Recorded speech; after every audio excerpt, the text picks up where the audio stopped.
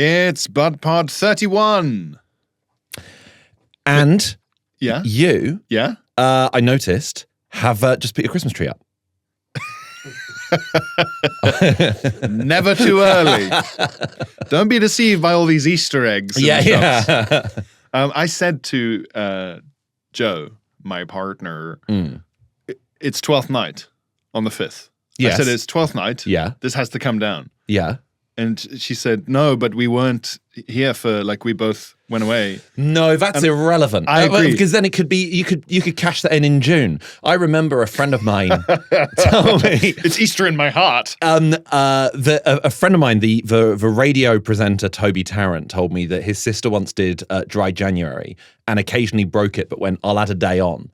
So if I break it on the 15th, I'll go one day into February, and she finished in June. I would love to say to a judge, can I serve my prison sentence 9 to 5, Monday to Friday? Yes, exactly. Yeah. So I get lunch. Actually, you know what? 6 till 10 Monday to Friday, because then I get all 3 meals. Yeah. And then I go home to go to Yeah, bed. roof and board, and that's perfect. Great, yeah. I live in a B&B. I have a fully subsidized lifestyle, and my weekends are my own. Yeah, and I get to do as I please and commit whichever heinous crimes I want. I remember when I was... For which, you know what? Put it on my tab. Put it on my tab. Add it on. The opposite of a suspended sentence. That would be a cool thing for a prisoner to say in a film after he'd killed another prisoner. Yeah. In an action film. Put it on my tab. Put it on my tab. Be like, oh, this guy, that's a cool... Either that or it's like, it's fucking Dellboy. What Dellboy thing to say? They've done this. Prison Dellboy. Porridge. Porridge. Yeah. That's like such a fucking 2013 tweet. I forgot the name for porridge, so I called it Prison Dellboy. Dellboy. Only screws and horses. Yeah.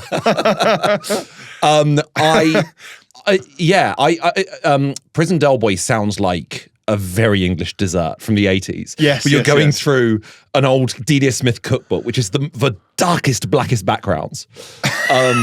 Intensely dark. It looks like all the food is in a dream in Twin Peaks. Yes. It's like on a plinth. Everything's so jellied, but in a pork pie way. It's like fruit in amber. Yeah. This banana has been perfectly preserved in this jelly for millions of years. Yeah, and then now they're using it to make Banana Park. Yeah. or a Prison Dellboy. My nan used to make Prison Dellboy. They do grow in bunches. Prison Dellboy is delicious. Or it would be in the reminiscences. There'd be a documentary about VE Day. And they say, and even though there was rationing, people had saved up. And we all had, and there's always a weird way of saying beer. A mug of beer. Yeah. A side of beer. Yeah. A slab. Big slice of beer. A slab of ale. Delicious slice of ale. A slice of ale. Pork pie and Prison Dellboy for afters. There's Katie's aunt, who we stayed with for like a week up in Newcastle, makes this incredible dinner called Chicken Myers. And I was like, I tried to Google it and there's like nothing. And it's like a secret recipe. It's amazing. It's like one of my favorite meals. Chicken Myers. It's Chicken Myers. Like Mike Myers. Yes. And chicken, Myers. You know, like sometimes you'd buy a ticket to the cinema in the early 2000s and it would be like, you bought a ticket to Powers, Austin. You know, why are you saying it like that? But it's from an 80s cookbook. And this is the most 80s ass name for a cookbook. Cooking with Cream. Which is so vile, isn't it? I would prefer it, even though this is equally gross, if the person's name was like Susan Cream. And that's why it was called that. Yeah, like Cooking with Poo. Yeah. Cooking with Cream.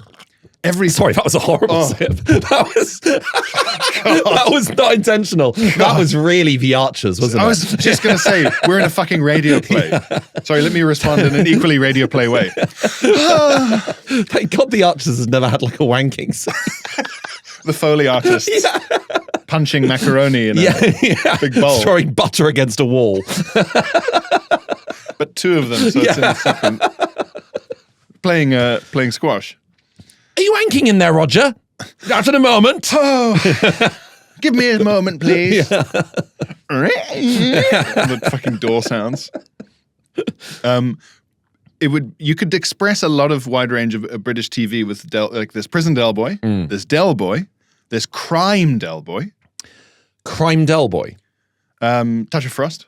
I see. All the different Dellboys. Yes, yeah. Anything he's been in, you have to rephrase it as something Dellboy. Yeah. So there's Dellboy, Prison Dellboy, Crime Dellboy. Yeah. Or which is just David Jason. Yeah.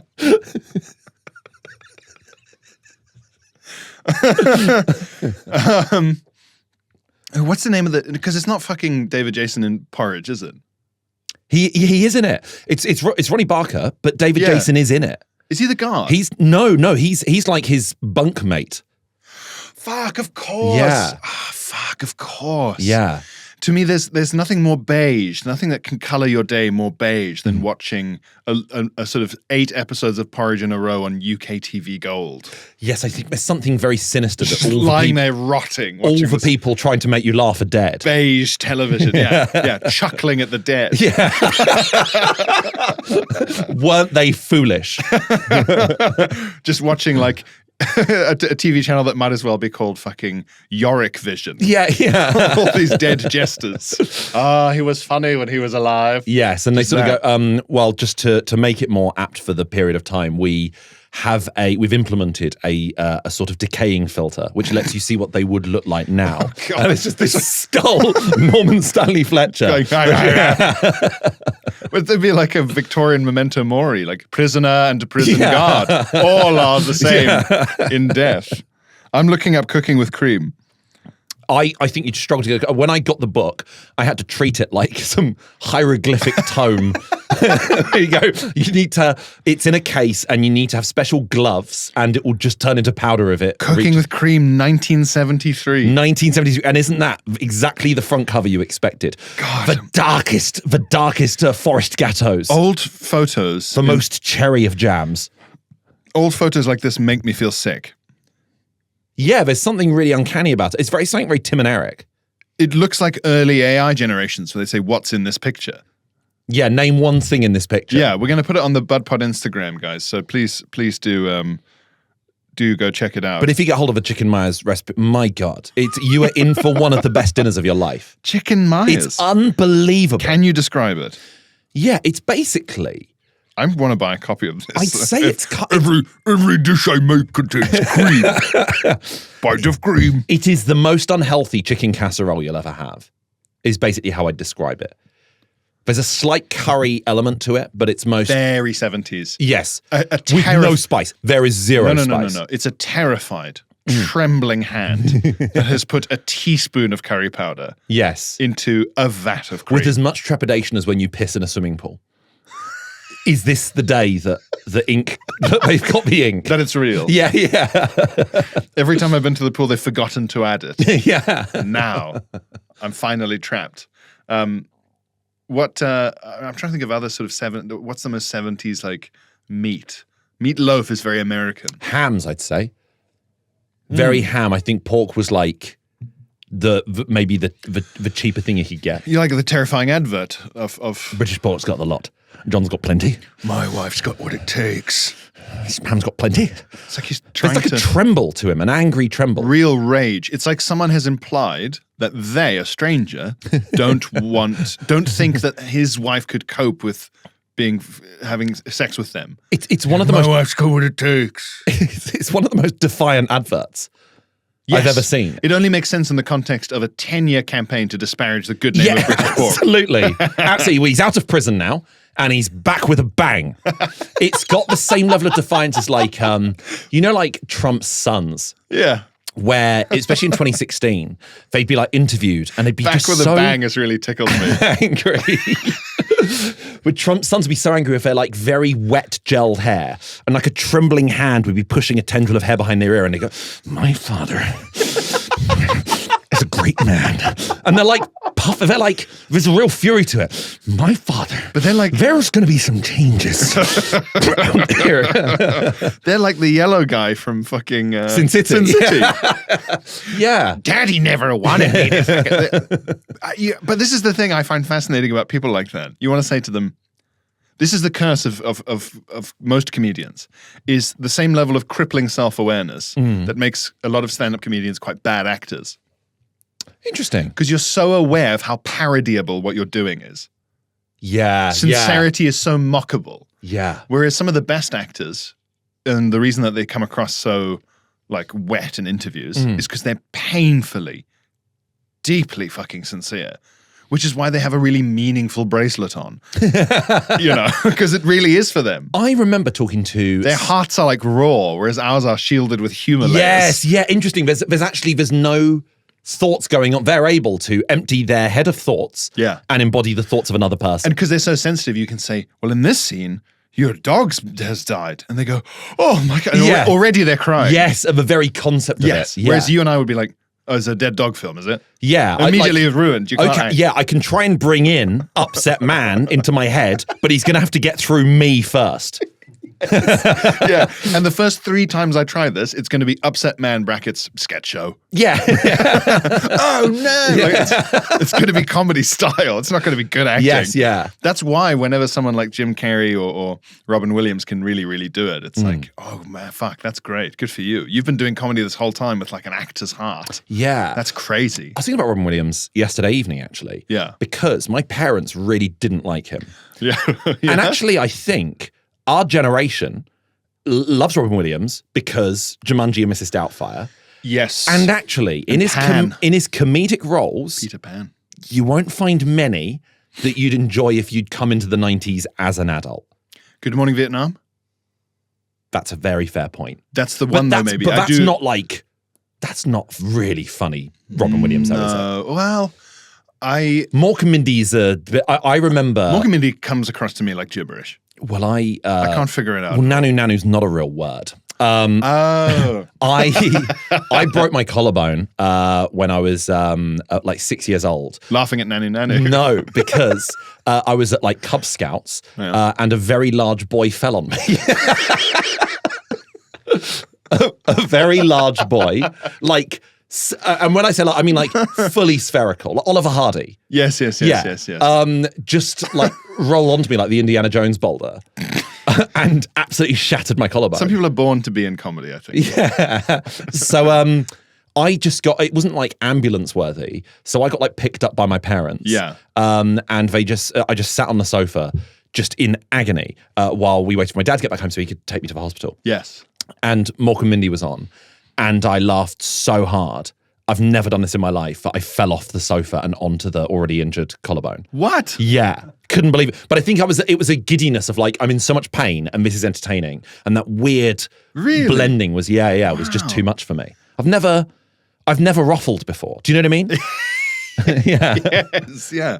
Have I ever ruffled in my life? Maybe as a kid. When something really gets you when you're sort of like 12. The most proud I've ever been of getting a laugh was our friend who shall not be named. I once made him laugh in a pub at uni so much that he just fell onto the floor. Really? Yeah, and that felt really good. Do you remember how? Yeah, but it's just, it's so much. It's through a tropical jungle of context. Tropical jungle, and 2011 was a different time. Oh, yes. Yes. I remember your phase. Yeah. It's the year I met you. Well, I loved Little Britain. I'd just been coming off the back of a binge-watching sesh of that. Yes, and the makeup shop was next door. Yes, fair enough. That's all fine. That's true. What I think is, maybe it's difficult though, because had your parents ever watched or been aware of Robin Williams through any of his stand-up? No. Because I don't think I made its way to the UK. No, American stand-up never did. If you could watch American stand-up, it was like you had access to a banned radio station or something before YouTube. Yeah, the disappointment we all collectively felt as a family when we all, as a family, watched Steve Martin's stand-up for the first time. It's like a prank. It's like a prank on the future audience. It's impossible to explain out of context. Yeah. And it's only from the early 70s. A friend of mine I hung out with yesterday said he just bought Trivial Pursuit over Christmas because the only copy him and his girlfriend had was one they basically nicked from a pub which was an American edition from the 80s. And it was just like questions about senator, like, like absolutely impenetrable. He's like, we didn't even understand the nature of the question, let alone what the answer could possibly be. What was Senator Lundy's regret? Yeah. I don't know. It was where Steve Martin, just out of nowhere, dancing across the stage and going, "Oh, I've got happy feet," is, I don't understand. Him having the arrow through his head. Yes. Is that meant to be, this is shit? Yes. Okay. Yes. But yeah, correct. Yeah. It's like the kind of Paleolithic ancestor of Naughty's irony comedy.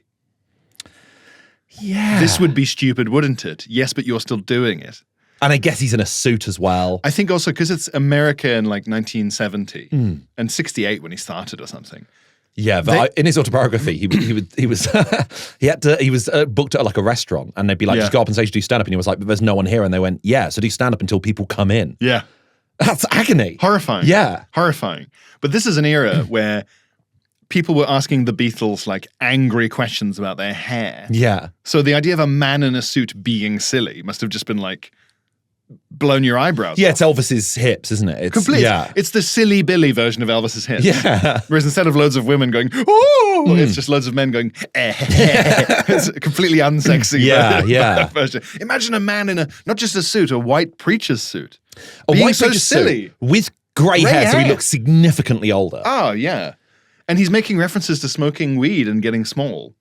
Yeah. And going to cocktail parties. And fucking a cat. And fucking a cat. Yeah. You know what? It is funny. It must have brought down Nixon. Yeah. This is the man who brought down Nixon. Yeah. I think, that's the context is so spidery and hard to get at. Because it's so weird, the idea of a friend of yours, like in the internet age, a friend of yours in hushed tones saying, do you want to come to Wembley Stadium tonight? There's a silly Billy. I got the last 2 tickets. I've never heard of this guy. I know. Look, it's because he's at the stadium. He's been banned. He's playing Wembley through word of mouth. To be fair, YouTube. Yeah. Well, now it's like, do you want to go see the internet man do his internet show at Wembley Stadium? Yeah. Do you want to see if he can pull off his pranks? Behind a desk. Do you want to see him do sudden smash cut edits live on stage? I think that's it. And I mean, it is mad to think he was the first stadium comedian. Yeah. Ever. And he got a Vegas residency. Yeah, for months, years maybe. Vegas residency doesn't appeal. No, you got to live in Las Vegas. What did you do during the day? It's one of the maddest facts about Jim Carrey. He had a Vegas residency before all those films. Really? Yes, because he was such an incredible impressionist. And he did stand-up and impressions, and he got so big and was on so many TV shows. Because he could do an amazing Mr. Popper. His Mr. Popper was uncanny. And his Bruce Almighty. Yeah. He was in a Vegas residency where the apartment you got into like your luxury apartment through an elevator, and the elevator would go from your luxury apartment down to the backstage. That's insane. That's like the Elvis movie. Yeah. I saw the end of the Elvis movie. He had the same thing. Penthouse suite with a thing connected to the stage. We caught the end. You know how over Christmas your attitude to watching films just changes completely. Yeah. In which you go, oh my God, great, this film's only got 20 minutes left. Let's start now. Let's start watching this film now. I'd love to have a tapas approach to... Yeah, it's so... 3-hour films. Yeah. A film that I would have been like, I think this is destined for I think I need to see it on the big screen. You know, that sort of film. But it was the end of the Elvis movie, and I'd only seen the beginning of the Elvis movie, so this is a perfect matchup. How had you only seen the beginning? Because I was watching Last Christmas. I was watching it in like a hotel room. Oh, yeah. Every Christmas I watch a little bit more. I was watching in a hotel room, and what happens is, sometimes you get that like post-gig giddiness where you're like, fucking watch a film, like end of a house party sort of thing, and you get 10 minutes in before you realize you made a big mistake. Yeah. So I only saw he's white. He's white. Tom Hanks's character is so preposterous that even if they were like, this is what the guy looked and sounded like, they'd gone, can we just pretend he didn't? Hello, Elvis. We're going to sing a lovely song for the people. It's like a Harry Enfield character. It's just utterly bizarre. And it really takes you out of the film because they go, so Elvis's manager did have 4 arms, like he was in Mortal Kombat. And you go, well, if people don't know that, can we just leave that bit out? Yeah. At the end of every sentence, Elvis's manager would do a lot of armpit farts. Yeah. And then he'd say, Excelsior, and then he'd leave the room. And that's canon. And everyone who loves Elvis knows this. Yeah. And only you don't know this. You say, still. We can't fucking put it in the film. Well, the end of the film, which is like it shows Elvis's like final performance. I said to my parents, I was like, that's just like it looks, the prosthetics and stuff just look stupid. It looks stupid, like because they've done it so much last time. My mum had to be like, no, they've cut to Elvis. That's real Elvis. Yeah. Oh, did you not know? Yeah. It looked like a sitcom suit. It was just absurd. You can do so many opiates and eat so many peanut butter and bacon deep fried sandwiches that you look like you have prosthetics on. That's what that teaches you. Yeah. That's how ill he was. It's such a strange type of size increase he had. I think it's the size increase of someone who was really physically fit. Yeah. So it looks like padding on top of a guy from before. Or maybe, yeah. So it looks like, well, hang on. Elvis, so he's so recognizable, you go, that's Elvis under there. Yeah. With a cop's flashlight. Is that yeah? Are you in there? Elvis? Just a second. As he tries to, he did die in the toilet, so it does fit. They're just a second So thing. funny. Terrible Exploding paedophile. Yeah, see the Vegas residency, the famous exploding pedophile. He can sing? That's a bonus. Yeah. I can't believe he can sing. Yeah, that's like his other thing. Yeah, no, it's just watch a man with a 14-year-old wife eat a load of peanut butter. Yeah, they didn't address that quite thoroughly in the film. They never do. So you go, why does Mozart get it in the ear? Like, why does everyone else get that treatment? Did Mozart get it? Well, just in like Amadeus, because he's just not. He wasn't a nonce, but he was just a child. Yeah, and a weird pervert. Yeah. Have you seen his fart letters?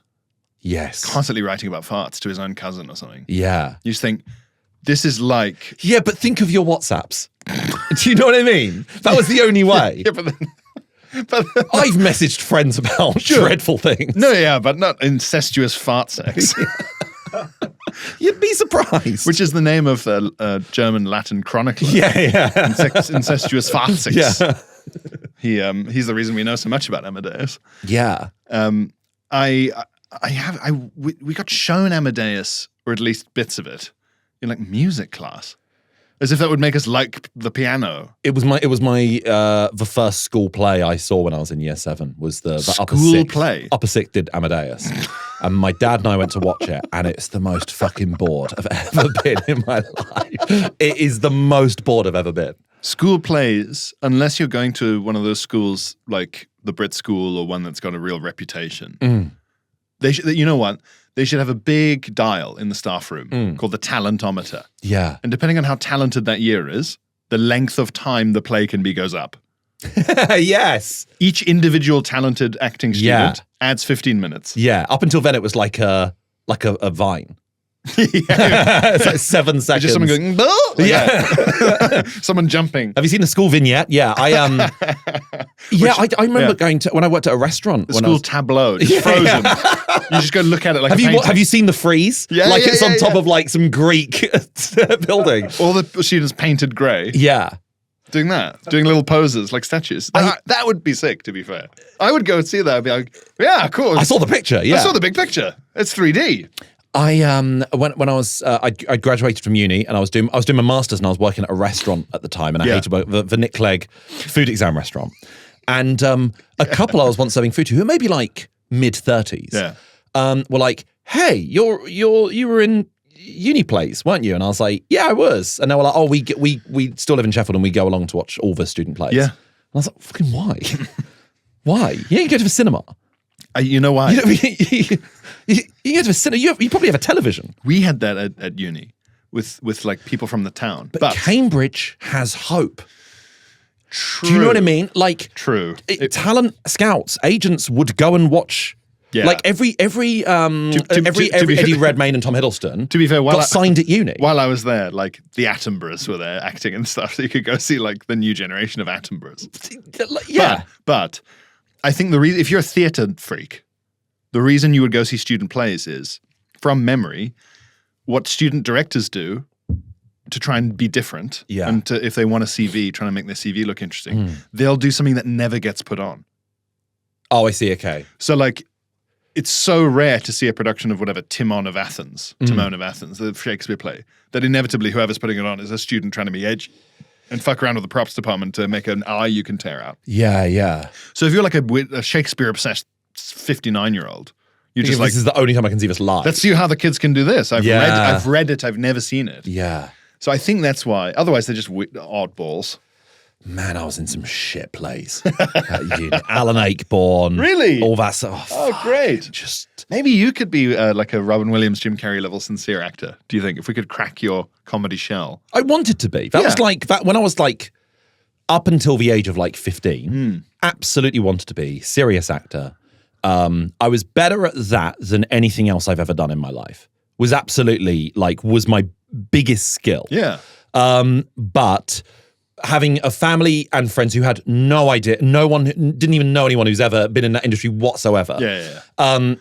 It was quite difficult to work. And I really thought, and I was talking to a TV director about this years ago. He had the exact same thing as me. We thought what happened was you bought a copy of a stage every week and you flicked through and you'd circle, James Bond, they're looking for James Bond in the movies. Yeah, and you queue up and Daniel Craig's just in front of you and you go, I hope he doesn't get it.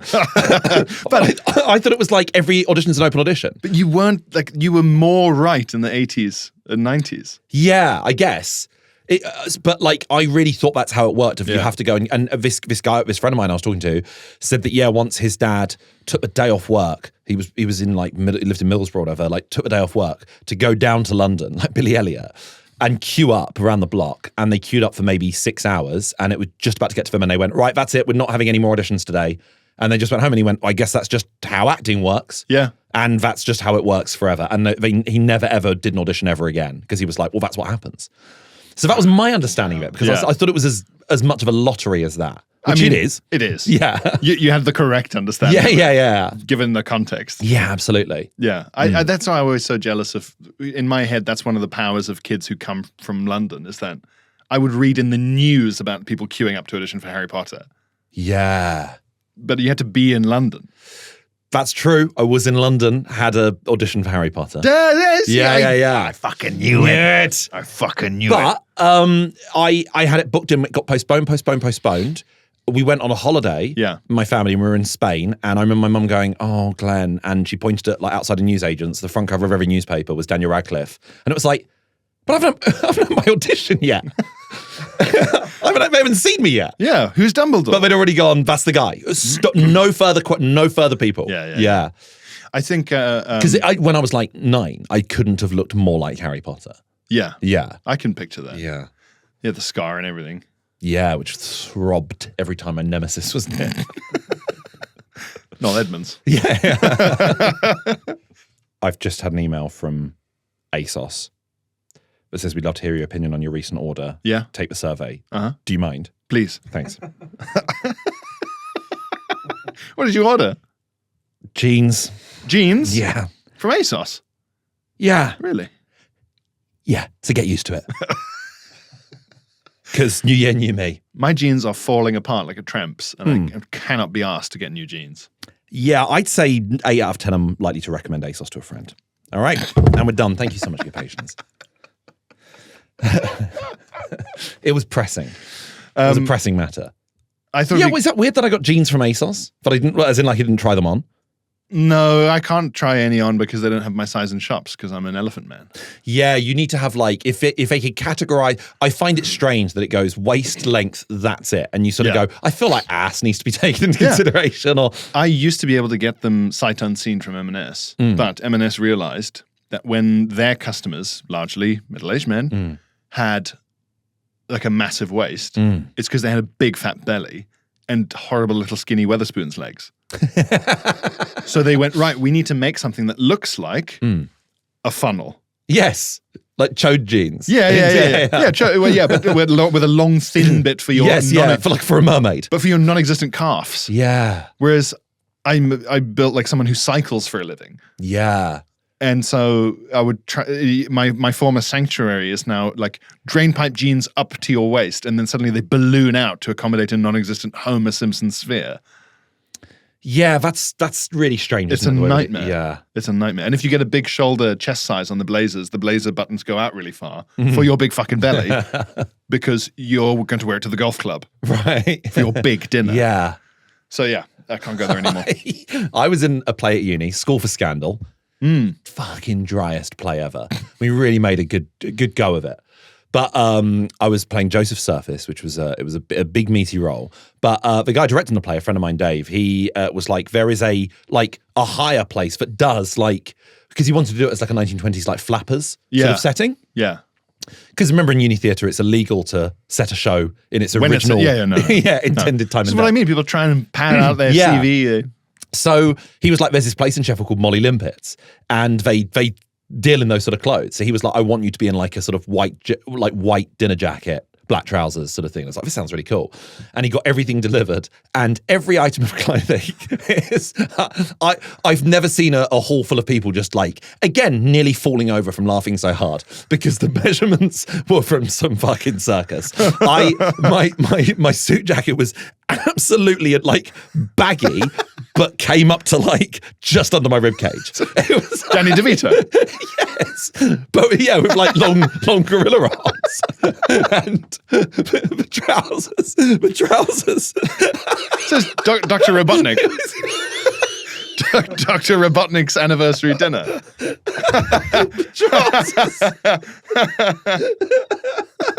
Dr. Robotnik being invited to a gala. So, one of our wealthy benefactors has provided so many animals for tonight's feast. Enjoy your blue soup, everybody. Or it would be like sharks. They'd cut the spikes off Sonic's head because the rest of him is full of piss. Yes, yeah. Poison. Or fucking Indiana Jones and the Temple of Doom dinner. Just having knuckles for dessert. They have to saw the top of Sonic's head off. And then you see footage from Greenpeace going, and the rest is just thrown back into the sea. Yeah. It's big dead Sonic with no spikes. Yeah. Delicious. And they had to edit it because the trailer was making people upset. So What were the trousers? The trousers were so normal. Yeah. And I was like, oh, finally. No. Finally. Okay. Here we go. Until I like pulled them up. And it was like, it was the crotch of the trousers was built for someone who wanted to smuggle a colander. It was just this dome. Like dick dome. It's for the bottom of the sphere. Yes, yeah. It was just like this awful like gut pouch that was there for someone whose belly is part of their trousers. It was just utterly surreal. No one is built like, I've never to this day seen anyone built like that. Someone who is putting their belt and their top waistline across their belly button, but because their belly button's down there. Yeah, shifted down. But it was like through belly hang. At a uni, I was like this like rake thin guy. So it was like they operated like skinny jeans. I was like, this is perfect. Yeah. But then this huge thing, and it was like, oh, am I a cyclist? Like, what is it like? It's for someone who's built like a cyclist, or it's for like a cricket fucking. Yeah, box. Huge like box. A cricket box. Yeah. In case I get shot in the dick at the supper. Yeah. Bond, we've been told someone's going to try and kick you in the balls during the dinner. Wear this. My friend Dave had to return hundreds of pounds worth of clothes to this furniture shop to go, I'm sorry, no one is this shape. No one looks like this. And then the guy behind the desk walks out from behind and there's nothing wrong with this. Looks exactly. And he's like a grasshopper. So they go, deferred again. Nobody likes my trousers. He looks like the perfectly circular friend from Jimmy Neutron. Yeah. Just a ball with little sticks. Yeah, everyone was like, hey, Arnold size and shape. That's what it was. Yeah. We've got Move it, football dick. I hated it in Hey Arnold when they'd have a character with Marge Simpson hair and the baseball hat would be on top of their hair. I hated that. Is that like one of your biggest irrational hatreds? It never went all the way down. You don't balance a hat on hair. I like that as a really irrational hatred. I didn't like that at all. Mine and Katie's is we fucking hate it when we see a bus on the motorway. Ugh, yeah. You're not meant to be here. Go home, bus. This is for fast cars. Yeah. Who's getting a red bus from town to town? The only buses allowed on here are National Express, and that's because they've been painted to blend in with the motorway. So you think it could be a football team? It could be a football team. Yes. Or old people going to visit a museum. Yeah. But just an actual... Imagine hearing the bus stop ding whilst on the M25. It beggars belief. It's unfathomable. Go off to the hard shoulder. It's just me. Yeah. I wish you could do that on a flight. Just anywhere around here is great, thanks. Thank you, driver. Yeah. Yeah, it's horrible seeing a red bus on the motorway. Don't like it. Ugh. Do not like it. Yeah, that is horrible. Yeah. We get red bus on the motorway and hats on top of Hey Arnold hair. Really don't like that. It's the start of a pretty good list. Yes. I would like to make Catch Me If You... Not Catch Me If You Can. It is Catch Me If You Can. For Leonardo DiCaprio. Yeah. Catch Me If You Can, but for like a very unambitious man. Yes, I've worked in a cafe before. Wink. Yeah, someone who's just like moderately lying on their CV. Yeah. Because in reality, I don't have a good telephone manner. What do you want? Yeah. You can't keep getting away with this. I've actually only used the previous version of this coffee maker. Yeah. There's a guy pretending to know how to make good coffee. And then Tom Hanks is pursuing this guy. With the blinky blonky cheeky music. Yeah. Yeah. He only got a 2-2. You know, they never check, Hanratty. Yeah. They never check if it was a 2-2 or a first. He got in via clearing? Do you reckon John Williams spent ages on the soundtrack, or if when Steven Spielberg gave him a brief, he was like, done, I've written it in my fucking head. I know what this is. I think he never watched any of it. He just went, he looked at the script and he said, this is coming across to me as very Pink Panther mischievous. Yeah. And there's a lot of clarinet in there. And I'm not a musical person, but there's a lot of... But that's John Williams all over. Yeah. Clarinet features so heavily, Yeah, usually in a mournful way. I think he invested in clarinets. Yeah, like Bitcoin. Yeah. He's like Will Smith in The Pursuit of Happiness. His floor-to-ceiling garage of just clarinets that he can't shift. And occasionally he sees a guy in the park who's like, it's a time machine. No, it's my fucking... I need my clarinet back. Because the world moved on to guitars. Yeah, but then it moved back again. I will say, if you want a taste of a soundtrack that has aged like milk, Gangs of New York. What is it like? It's like synth and guitar and like popping music mixed with classical. It's horrible. Modern music in... add this to the fucking hatred list. Yeah. Modern music in old films. I hate. Yeah. I don't even... Great Gatsby. I didn't even like fucking Annie Lennox in Lord of the Rings. You go, no. We're not having singing. We're not having a singer saying words I can comprehend. Yeah. It's all going to be fucking Elvish. Yeah. But yeah, any film where there's like... Well, have you seen Marty Supreme? No, not yet. So it's incredibly 80s synthy soundtrack. Okay. Both in terms of the incidental music is just like Uncut Gems. Good, yeah. Very surreal and hazy. But the music is very like Lady in Red-esque stuff. Okay. Very 80s pop tunes, or like Everybody Wants to Rule the World. Yes. Like Tears for Fears. Yes. But it's not set in the 80s. And so it's very odd. Eh? Because there's like a 30-year difference. Marty Supreme is like 50s, 60s. Is it? Yeah. Oh. What? Why the fuck have they done that? I don't know. I think I like it. I guess my brain is still going old. Older than now. Counts as old. I understand why with The Great Gatsby, they felt like hated that. They couldn't show people taking meth pills and downing champagne and losing their minds to yeah, it's preposterous. The point is that that's what it was like. Yeah. You or like I don't know. Which is what the film Babylon, the follow-up to La La Land sort of film, like it looked more convincing because you were like, everyone's on drugs and the music as a result is shit. Yes, because everyone's drunk and insane. You just need to find someone w's like amazing at like trumpet solos, like crazy like jazz trumpet solos, and then up to the point where you first see bad at them. Yeah, it's the same, but it can't go. Yeah, strategically bad at them. Yes, but up to that point, you need the film to be like colorless and dull, so you get a feeling of what life is like and why a big trumpet going crazy was like considered a moral danger. Yeah. Where it's like, that trumpet's going to make me fuck my wife. They were like terrified. A priest killing himself. No, you don't have to do it. It's just music. It's Satan's ass!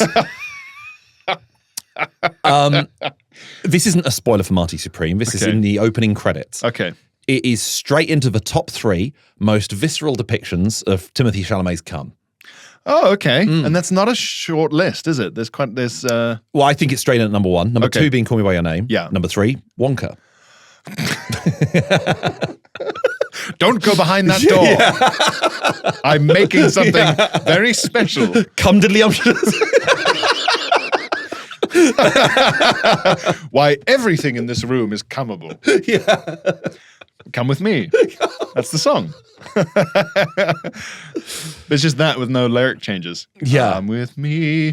Come with me. Come with me. You can even soil the dishes. What? Don't stop saying that. Yeah. All the Oompa Loompas guarding the door. Yeah. Don't.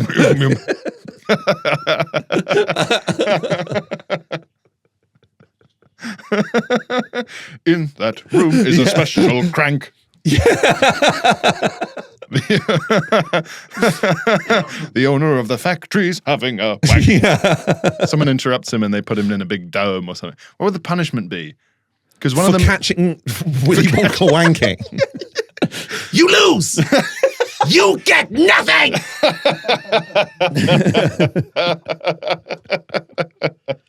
You sign the contract.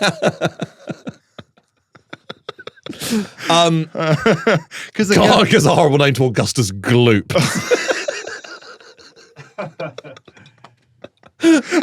For the remake, he's called Mike Youporn. Yeah. Mike TV can't stop watching porn on Men and Motors every night. I'd hate a Gen Z remake. Like everyone in the Willy Wonka thing is Gen Z.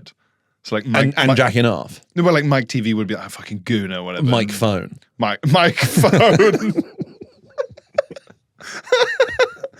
Augustus Gloop is still Augustus Gloop, but he is just like in hospital. Yeah. You know, it's over for him. Or his name's like Malcolm Manjaro. It's like exceptionally scrawny boy. He's really thin. Yeah. He falls into a river of protein shakes. And you go, so what message are you sending here? What is this about? Big river of protein shakes. Yeah. This whole river is protein. It's so gloopy. Yeah. Oh, and he's drinking it. And then he gets stuck in the pipe because he's too muscly. Yeah, that's what it would be. It would be Augustus Gaines. An incredibly buff. Augustus Grind. Yeah. It'd be an incredibly buff. And he is like an Arnold Schwarzenegger-esque like, Bavarian weightlifter. Oh! Yeah, he gets in trouble for lifting something he shouldn't. Or Yeah, that's it. Mike Phone. Yeah. Augustus Gaines. Veruca Salt is just spoiled. Yeah, I mean, Violet Beauregard. She just like chewing gum was her crime, wasn't it? That was it, yeah. That's so mad. You go, right, so hang on. You've killed them for greed. Yeah. Okay, fine. And the other, and being spoiled, which to be honest, Mr. Wonka, it's a kind of greed. Yeah. So greed is double bad. And other than that, it's just watching TV and chewing gum. Yeah, have they really rolled Dahl's prejudices at the time? Definitely, yeah. Yeah. If you just fucking hated TV. I remember reading it though and thinking, yeah, Mike TV watches too much TV. Anyway, time to go watch TV for hours. Like, time to continue watching this film. What do you want me to do? Didn't get through to me at all. Yeah. And I love that book. Well, I felt this way about like parents warning you of like, you'll get square eyes, and you'd be like, they would just make eye-shaped televisions if that was the case, wouldn't they? They say you get square eyes. It's so much less threatening than your eyes will actually get fucked up. Yeah. You go, square eyes isn't, yeah, exactly. I don't care about the shape of my eyes. You'll go as blind as when you wank. Yeah. All right? Is that thing of like, if you masturbate, you get hairy palms? That was something, an urban myth. Oh, really? But I've heard of it from Americans. Yeah. Through like American media. Like, how would that work? I think you just shave your hands. Yeah. I still hear people on podcasts saying, oh, if you shave too much, the hair grows back thicker. Twice as thick, yeah. It's not true. It's not true. Otherwise, every prepubescent boy would be like, I'll just shave my face till I have like a Gandalf beard and I'm like 13. Yeah. It feels that way because the base of the hair is thicker than the top of the hair. Right. So when it's young, it feels thicker because you're feeling the base of the hair. Okay. Are you listening, everyone? Yeah. So stop fucking saying that. There's going to be another lesson next week. All right? And if you don't remember, you're going to hear it again. We've run out of time for correspondence. Apologies. We'll get on to second week in a row we've done that. Sorry. Yeah, we're just yapping. But all the more reason to sign up to the Patreon where we will be doing that. Yes, quite right.